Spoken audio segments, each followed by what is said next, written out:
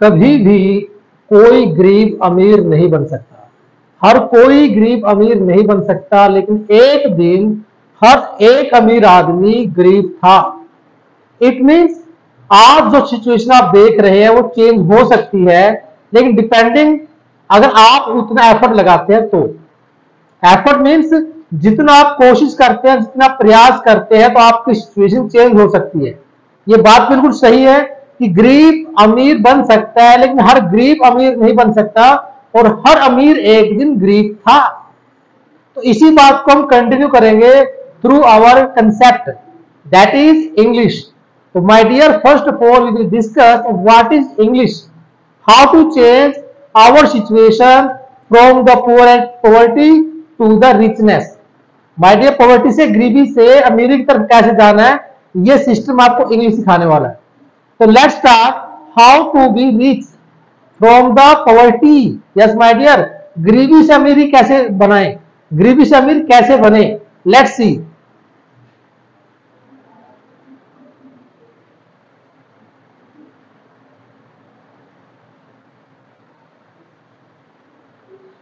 तो my dear, हम बता रहे हैं कि गरीबी से अमीरी कैसे बन सकती है। इट मीन्स जो आपकी सिचुएशन आज है वो चेंज हो सकती है।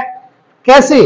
आपको पहले थोड़ा अंदाजा लगाना होगा इंग्लिश के अंदर कि अगर आपने कभी भी ये कहा आई डैश डिसेंट, आपको सोचना होगा आई डैश डिसेंट, एम आएगा, हैव आएगा और क्यों आएगा।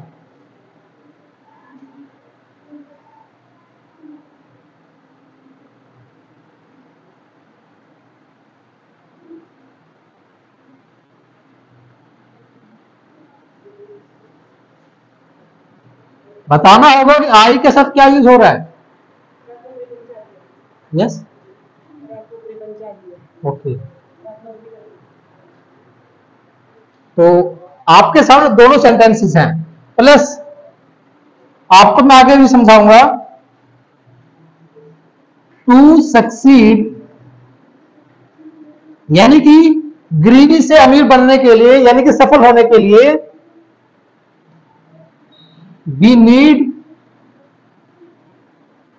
एफर्ट्स। और एफर्ट्स भी कौन से माय डियर, यूटमोस्ट एफर्ट्स, कि मुझे वो पाना ही है। एक वॉन्ट वर्ब होती है, एक नीड होती है। अगर आप चाहते हैं तो वॉन्ट है, अगर आपको जरूरत है तो इट मीन्स वो नीड है। और जब आपकी कोई चीज नीड बन जाती है कि मुझे तो ये लेना ही लेना है, तो समझो आपको वो चीज मिलेगी, डेफिनेटली मिलेगी। तो इस चीज को आपने फोकस करना है। आपको ये कहना है कि I want to get this, आपको बोलना I need this. I need this में और आई वॉन्ट में दोनों डिफरेंस है। तो देखिए आई डैश के अंदर क्या कहना चाह रहा है, तो आपको सबसे पहले एनालाइज करना है वर्ब्स का। माय डियर, जो आपकी वर्ब है उस वर्ब के अंदर एक कंसेप्ट है कि आपको ये देखना है कि ये पॉइंट अगर इसके लिए यूज हुआ है, अगर ये पॉइंट इसके लिए यूज हुआ है तो यहां पर हैव आएगा, एम आएगा, कोई और वर्ब आएगी, क्यों आएगी, ये मैं आपको समझाने वाला हूं।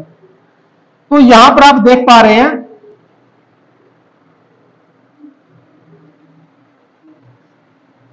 तो ये पॉइंट जो डिसेंट है वो ये पर्सन है, यानी कि अपना स्टेटस दिखा रहा है।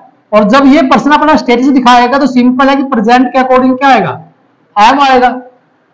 प्रेजेंट के अकॉर्डिंग एम आएगा, पास्ट के अकॉर्डिंग वो आएगा, क्योंकि स्टेटस तो पास्ट में भी तो था और स्टेटस फ्यूचर में भी तो था, फ्यूचर में भी तो होगा, सॉरी फ्यूचर में भी तो स्टेटस होगा। यानी कि सेंटेंस सेम रहेगा। आपका आंसर एक ये बन सकता है, अकॉर्डिंग टू पास्ट आपका आंसर एक ये बन सकता है, अकॉर्डिंग टू फ्यूचर आपका आंसर बन सकता है। तीनों चीजें क्या दिखा रही हैं, स्टेटस दिखा रही हैं, क्वालिटी दिखा रही है, फीचर्स दिखा रही है, यानी कि अपने एक सब्जेक्ट के बारे में मॉडिफाई किया जा रहा है। तो जब भी आपको लगता है कि यहां पर मॉडिफिकेशन हो रही है सब्जेक्ट की, तो आप समझ लीजिएगा कि वहां पर प्रेजेंट में इज एम आएगा, पास्ट में वॉज वर आएगा और फ्यूचर में विल बी और सेल बी आएगा। माय डियर, ये बात दिमाग में डाल लीजिए कि अमीर होना कितना पावरफुल, कितना इंपॉर्टेंट है। आज के टाइम में आपने देखा होगा मनीषा केस भी, उस केस के अंदर भी बिल्कुल सबको साफ साफ दिखाई दे रहा है कि हाँ ये काम किसने किया है, उसके बाद भी ये बात सामने नहीं आ रही है कि दोषी कौन है। क्यों? क्योंकि उसके पास पैसा है, अमीरी है, पावर है। अगर आपके पास पावर है, पैसा है, तो आप कुछ भी कर सकते हो। आपसे सही करे तो भी सही है, गलत करे तो भी सही है। तो इसीलिए माय डियर, आपको सक्सेस गेन करनी ही होगी। ये सक्सेस आपके लिए मलमूत्र मलमूत्र नहीं, इट मीन्स ये आपका एक मेन मंत्र है। ओके, इस पॉइंट को समझिए। यहां पर देखिए, I dash as a hero, यहां पर बात हो रही है कि यहां पर कोई एक्शन हो रहा है। अगर यहां पर कोई एक्शन हो रहा है तो यहां पर कोई वर्ब आएगी जो एक्शन कर रही है, लाइक दिस।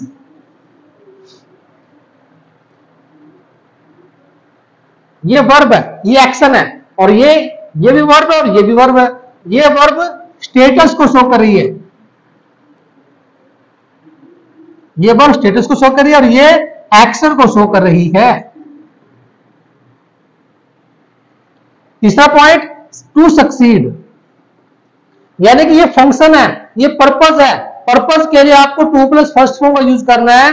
जिस भी पॉइंट को आप एक्सप्लेन करना चाहते हैं, जिस भी पॉइंट का आप पर्पस लिखना चाहते हैं, जिसको आप एक्सप्लेन करना चाहते हैं, उसके लिए आप टू का यूज कर सकते हो। तो ये टू प्लस फर्स्ट फॉर्म पहले भी आ सकती है और बाद में भी आ सकती है, लाइक दिस। हमें आवश्यकता किसकी? एफर्ट्स की। वी नीड एफर्ट्स, क्या करने के लिए? सक्सीड होने के लिए। तो हम ये कह सकते हैं, to succeed we need efforts, या आप ये भी कह सकते हो, we need efforts to succeed. Is that clear? चलिए आगे समझे सेंटेंसेस को। तो यहां पर जो दिया गया स्लोली, तो वो कहना चाहता है कि धीरे धीरे आप कंसेप्ट को समझिए। हर रोज कुछ ना कुछ वर्ड को, नए वर्ड को लेकर आइए और उसका यूज कीजिए। नए वर्ड का यूज कैसे करना है? Like this. हमेशा स्लोली स्लोली नहीं बोलना है, आप बोलिए ग्रेजुअली। ग्रेजुअली मीन्स धीरे धीरे, या फिर आप बोल सकते हो स्टेप बाय स्टेप, यानी एक एक स्टेप करके, यानी कि मतलब वही है धीरे धीरे। या फिर is it possible for you, little bye little, आप कह सकते हो लिटिल बाय लिटिल, या फिर ये भी कह सकते हो my dear bit by bit. ठीक है माय डियर? तो बिट बाय बिट कहिए, या फिर प्रोग्रेसिवली कहिए, या फिर स्टैडली कहिए, या फिर स्टैडली कहिए माय डियर, स्टैडली। इन सब का मतलब है धीरे धीरे। आपको इन सबको चेंज करना है।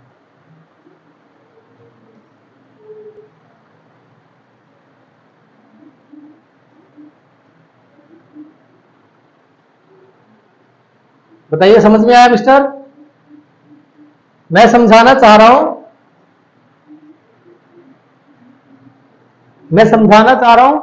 कि वर्ब्स को दो टाइप या तीन टाइप में आप डिवाइड कर सकते हो। फर्स्ट आपका आ गया स्टेटस, जो स्टेटस को शो करता है। सेकंड वर्ब आपके पास आ गई जो एक्शन करती है। तीसरी वर्ब आपके पास आ गई जो किसी काम को, पर्पस को दिखाती है। To plus first form purpose है। कोई भी वर्ब है, कोई भी टेंस ऑफ एक्शन है। और जब आप बात करते हैं स्टेटस की, like I am a teacher, I am a student, you are student, they are engineers, तो ये उनका स्टेटस है। तो जो स्टेटस की बात की जाएगी तो आप is am are in the present tense, was were in the past tense and will be shall be in the future tense use करने वाले हैं।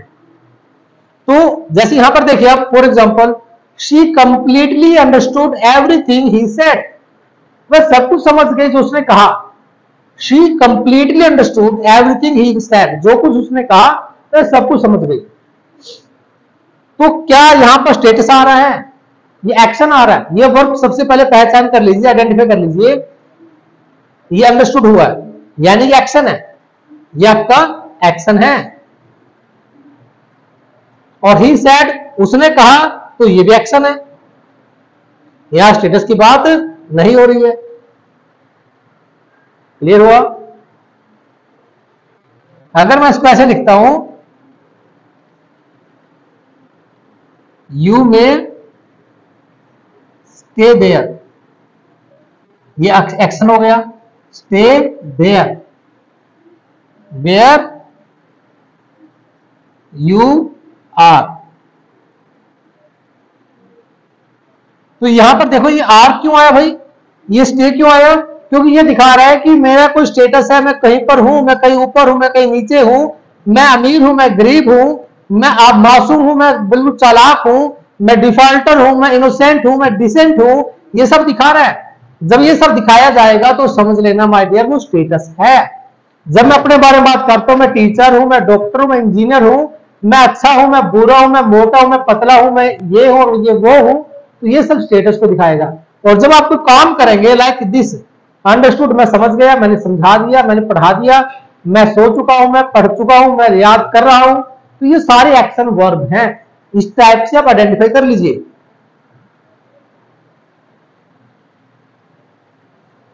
She completely understood his explanation. यहां पर आप देख पा रहे हो वही पॉइंट है, लेकिन उसको थोड़ा अलग तरीके से पेश किया गया है।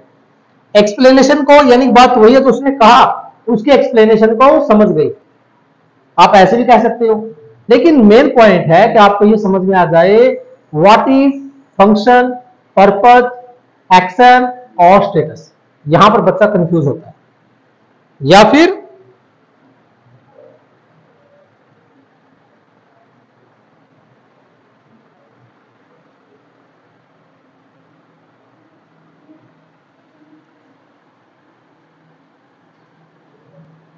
he dash a severe pain।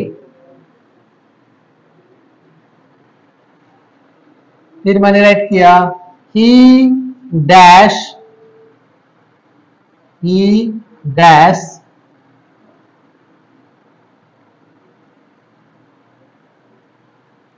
clever enough to cheat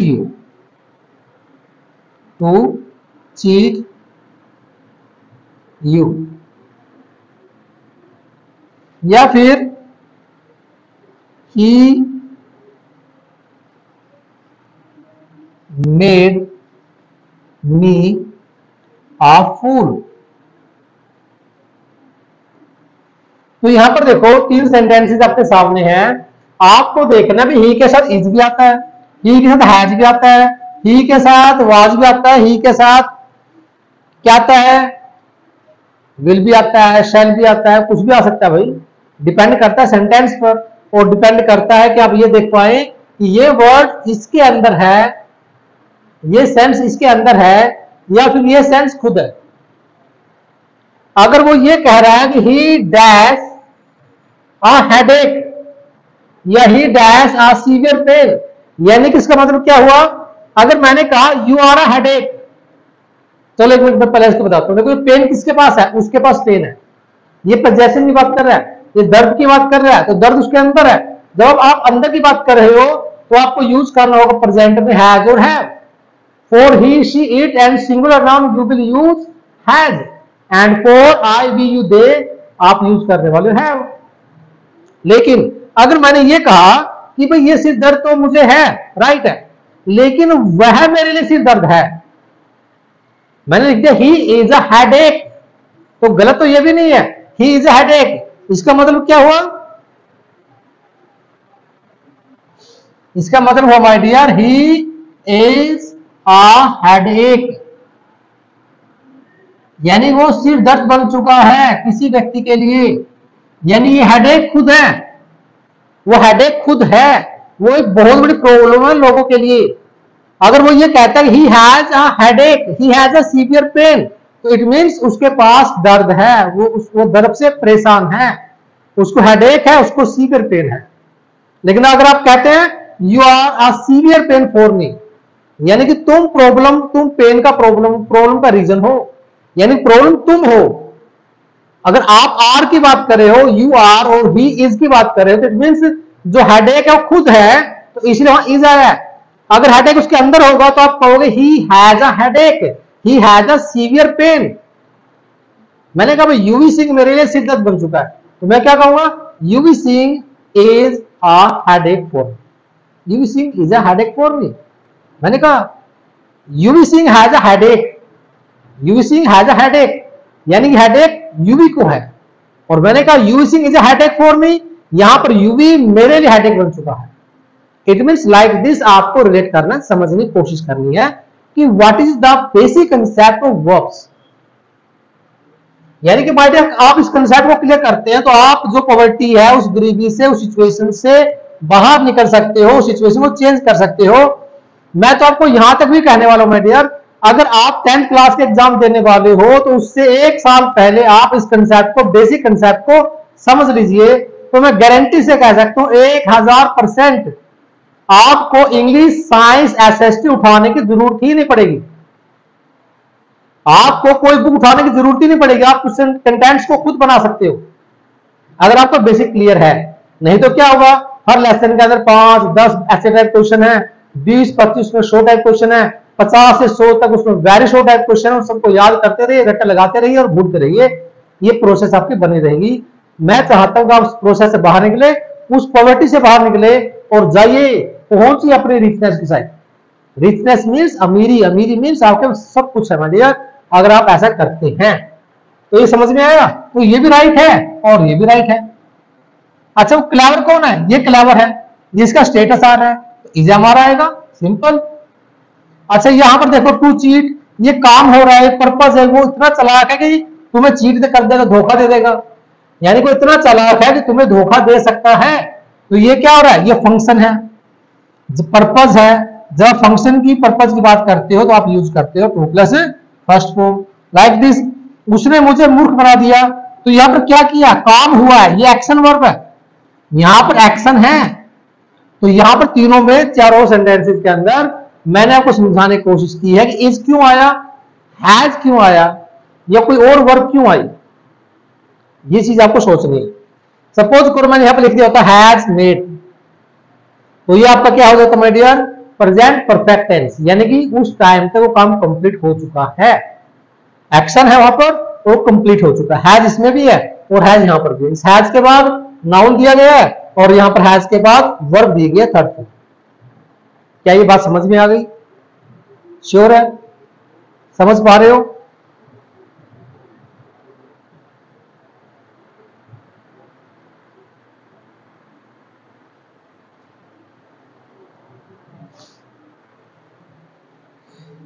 चलिए थोड़ा और कंसेप्ट डिस्कस करते हैं फिर।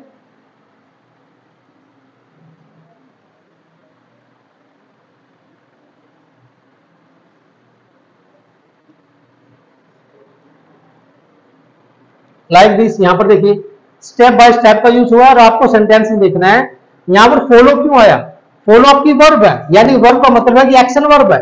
यहां पर एक्शन हो रहा है, क्या एक्शन हुआ कि मैंने कुछ किया, मैंने क्या किया, मैंने फॉलो किया। किसको फॉलो किया, इंस्ट्रक्शंस को। और कैसे फॉलो किया, स्टेप बाय स्टेप। जब आप किसी एडवर्ब का यूज करते हो, like this, step by step, little bye little, bit by bit, progressively, steadily, है ना, तो ये जो आपकी एडवर्ब होती है माय डियर, ये आपको बताती है कि काम कैसे हो रहा है, काम कैसे हो रहा है, ये आपको बताने की कोशिश कर रही है। यहां पर क्या यूज हुआ, वर्ब। क्या मैं यहां पर आई के साथ एम का यूज कर सकता हूं?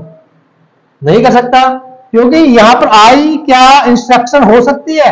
नहीं, ये तो नहीं हो सकती, क्योंकि यहां पर बात हो रही है काम को फॉलो करने की, कि मैंने उसके इंस्ट्रक्शन को फॉलो किया।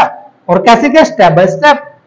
आई don't know where I went wrong, I don't know, यहां पर भी एक्शन हो रहा है।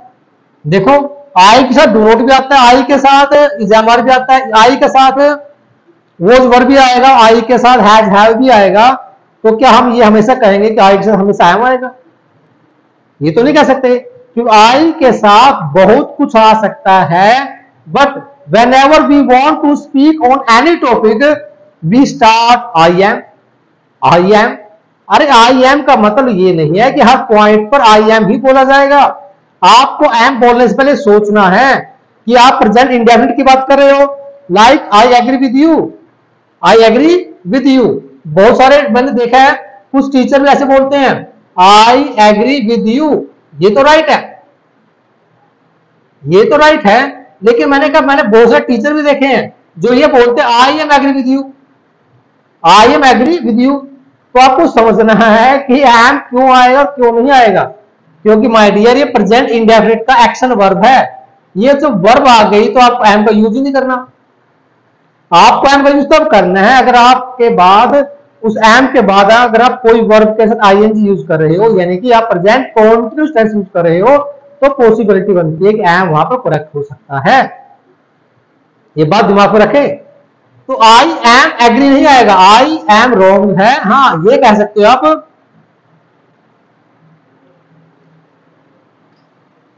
आप ये कह सकते हो कि मैं गुस्सा हूं, तो आप आई एम एंग्री कह सकते हो। अब आप कहोगे सर आई एम एंग्री अब कैसे आ सकता है?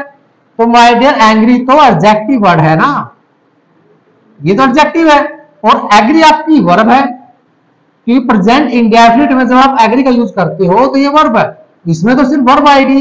ये मेन वर्ब में अकॉर्डिंग टू सब्जेक्ट है, और आप यूज कर सकते हैं एस और यस। तो यहां पर क्या आएगा? यहां पर एम आएगा my dear, I am angry, I am angry, और I agree with you. I agree not am, I am angry ये एडजेक्टिव है। अगर आप इसकी स्टेटस की बात करोगे तो आपको एग्जामर का यूज करना है। बताइए my dear, is that clear? Any doubt? Quick बताइए, बात समझ में आई? तो माय डियर यहां पर आई डोंट नो ये भी वर्ब है, और आई वेंट रॉन्ग, कहां मैं गलत हो गया, कहां पर मैंने गलती कर दी, ये भी एक्शन है। तो ये एक्शन वर्ब को, स्टेटस वर्ब को, फंक्शन वर्ब को पहचान करना है। फंक्शन वर्ब कौन सी? To plus first form, like this, to understand the complex process. अब देखो कॉम्प्लेक्स, टू अंडरस्टैंड समझने के लिए, यानी कि उद्देश्य है, पर्पस है कि इस काम को करने के लिए। It's best to follow it step by step, यानी इसको फॉलो करना स्टेप बाय स्टेप इंपॉर्टेंट है, या कहा जाए कि सबसे अच्छा है। क्या करने के लिए? एक तो फॉलो करने के लिए, एक तो फॉलो करने के लिए, दूसरा अंडरस्टैंड करने के लिए। तो ये भी पर्पस है, ये भी फंक्शन है, और ये भी पर्पस है। तो ये सबसे अच्छा है कि आप उसे फॉलो करें, और कैसे करें? Step by step. क्यों करें? To understand the complex process, complex process को समझने के लिए। समझ में आ गया? चलिए, अगर ये समझ में आ गया है तो बताइए नेक्स्ट पॉइंट पर। Little bye little, little bye little हर हेल्थ इंप्रूव्ड। अब सिंपल सी बात है, ऐसे सेंटेंसेस में बच्चे मिस्टेक करते हैं, लाइक नैन्सी बहुत ज्यादा जल्दी मिस्टेक करती है लड़की।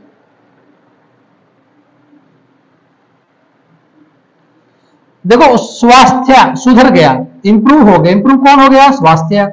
तो ये स्वास्थ्य है, यानी कि ये सब्जेक्ट है, और ये वर्ब है, सिंपल। तो हेल्थ इंप्रूव्ड, बात हो गई पास्ट की।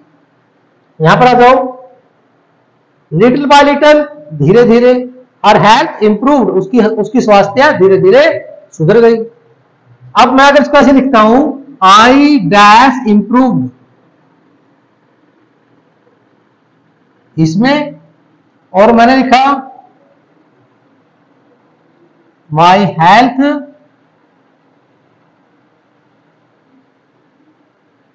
डैश इंप्रूव्ड, दोनों में क्या डिफरेंस है भाई? क्या आएगा यहां पर? एम आएगा, आई एम, ये आई हैव। क्यों आएगा, क्यों नहीं आएगा? क्योंकि माय डियर आपको देखना है कि इंप्रूव कौन हुआ, ये इंप्रूव हुआ है, तो ये पैसिव है, और पैसिव है तो आपको यहां पर इज़ामार का यूज करना है। तो अकॉर्डिंग टू सब्जेक्ट आप यूज करोगे एम। क्लियर हो?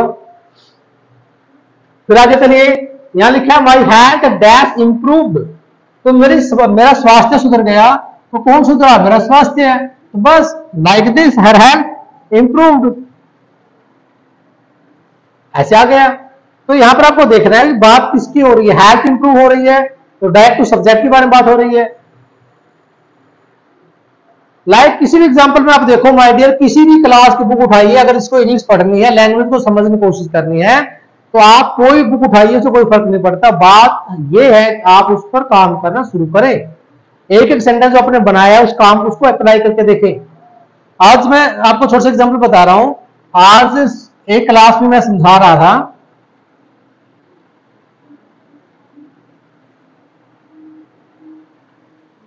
देखो डिस्पाइट वर्ड है, इसका मतलब के बावजूद, स्टार्टली मतलब धीरे धीरे। आई बिकम ब्रेव, आप ब्रेव हो जाते हो कैसे भाई? By doing brave acts.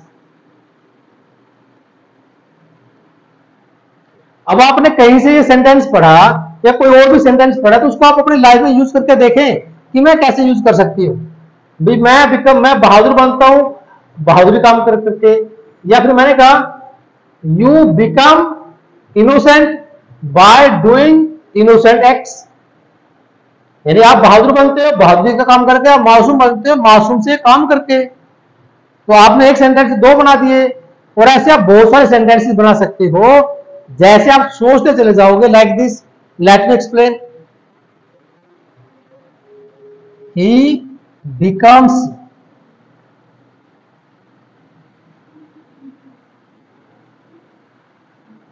Terrible, कोई बंदा है खतरनाक हो जाता है कैसे भाई? By doing terrible acts, he becomes terrible by doing terrible acts. खतरनाक काम करते करते वो बंदा टेरिबल बन जाता है। तो एक सेंटेंस आपको बहुत कुछ सिखाने की पोटेंशियल रखता है, बस ये आपको या मुझे जो भी पढ़ने वाला है उसको एनालाइज करना होगा कि गिवन सेंटेंस में क्या सीख पा रहा हूं। रीडिंग का मतलब ये नहीं होता कि सेंटेंसेस में क्या लिखा हुआ है उसको पढ़ना, नहीं, जो आपने पढ़ा उसको आप इंप्लीमेंट भी करें, उसको कोई एग्जांपल सेंटेंसेस बनाकर देखें। तो यहां सेंटेंस देखिए, डिस्पाइट द सेटबैक्स, सेटबैक्स होती है कमियां, फॉल्ट्स, वो हर हेल्थ इंप्रूव, उसके स्वास्थ्य सुधर गया। कैसे सुधर गया? स्टेडली, धीरे धीरे, विद ईच पासिंग वीक, हर गुजरते सप्ताह के साथ, यानी कि हर सप्ताह के बाद उसका स्वास्थ्य धीरे धीरे इंप्रूव हो गया। तो यहां पर उसका जो स्वास्थ्य सुधर गया, एक्शन आ रहा है, ये एक्शन वर्ब है। और कैसे सुधर गया भाई? स्टेडली, ये एडवर्ब है। कैसे सुधर गया? धीरे धीरे सुधर गया। तो आपको माइडियर हर सेंटेंस में सबसे पहले ये देखना है कि आई के साथ कभी एम नहीं आएगा, और आई के साथ एम हमेशा अभी नहीं आ सकता। आई के साथ एम आएगा, डिपेंड करता है कि आप स्टेटस की बात कर रहे हैं या नहीं कर रहे। अगर आप स्टेटस की बात करेंगे तो वह आई एम आएगा, ही इज आएगा, शी इज आएगा, यू आर आएगा, वी आर आएगा। लेकिन वहीं पर हैज हैव आएगा अगर मैं कोई चीज उसके अंदर की बात कर रहा हूं, अगर मैं पोजेशन की बात कर रहा हूं तो। और वहीं पर हैज प्लस थर्ड फॉर्म आएगी जब बात की जाएगी प्रेजेंट परफेक्ट टेंस की, जिसमें काम कंप्लीट हो चुका है हाल फिलहाल, तो उसमें हैज प्लस थर्ड फॉर्म है। आप तीनों को कंपेयर करोगे तो डिफरेंस समझ में आएगा तीनों में क्या डिफरेंस है। तो आज से दिमाग में रख लीजिएगा, आई एम एंग्री होता है I am angry with you, आप ये नहीं कहोगे I am agree with you. Agree मतलब सहमत होना और एंग्री मतलब गुस्सा होना। एंग्री एडजेक्टिव है तो आप इज एमर यूज करोगे अकॉर्डिंग टू सब्जेक्ट, और जब आप एग्री की बात करोगे तो एग्री आपका एक्शन वर्ब है, तो वहां पर आप कहोगे I agree with you. I think that is enough for today. We will start our class with new contents tomorrow. Till then, bye bye, but don't forget to share and subscribe the video. That's my request to all of you. Till then, bye bye.